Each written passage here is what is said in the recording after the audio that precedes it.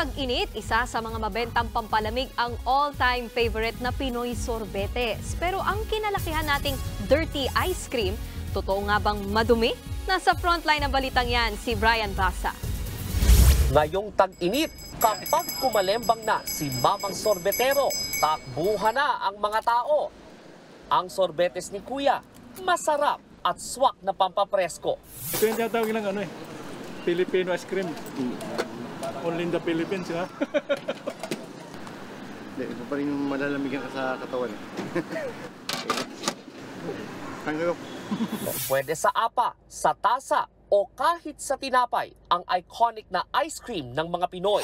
Pero bago yan ilako ng mga mamang sorbetero, dumaraan muna ang sorbetes sa metikulosong proseso. Sa isang munting pagawaan ng sorbetes sa Marikina City, todo kayod ang may-aring si Dran Reb.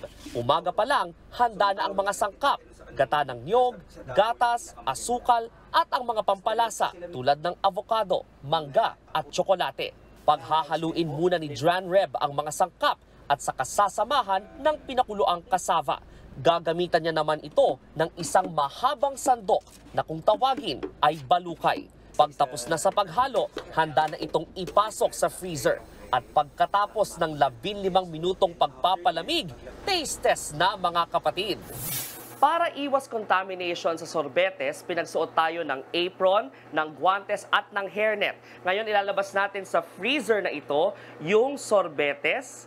Kumpara nung kanina na may butil-butil yung mixture, ngayon totally smooth na yung lumalabas na ice cream sa freezer. At sabi nga nila may lasa na ang ice cream na ito.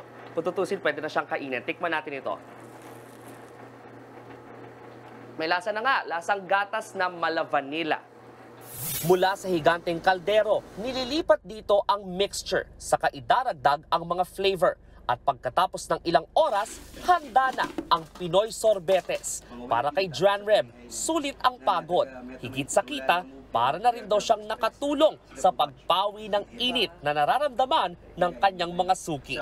Without posting, meron na agad may mga order, pupunta sa bahay, nagchat-chat, nagko-call, na minsan di na ma-accommodate kasi sobrang dami. Hiling naman ni Dran Reb, iwasan na raw sanang tawaging dirty ice cream ang Pinoy sorbetes. Kung makikita nila yung proseso, makikita nila kung paano pinaghirapan ng tao, paano ginagawa, mula umpisa hanggang matapos, hanggang tinitinda sa lansangan, sabihin nilang nila na sorbetes, Pinoy sorbetes na ice cream. Payo naman ng mga doktor, hinay-hinay rin sa pagkain ng sorbetes. Sapat na raw ang isang tasa nito kada araw para iwas diabetes. There's no such thing as good and bad food, only good and bad diets. So mahalagang malaman natin na walang masama or mabuting pagkain. At dagdag ni Doc, damihan ang inom ng tubig, lalo na ngayong tag-init. Nagbabalita mula sa Frontline, Brian Basa, News 5. Mga kapatid, Nikki de Guzman po. Iba na ang may alam at may pakialam sa panahon ngayon. Para sa tuloy-tuloy na balitaan sa Frontline kahit weekend, mag-follow at mag-subscribe sa social media pages ng News 5.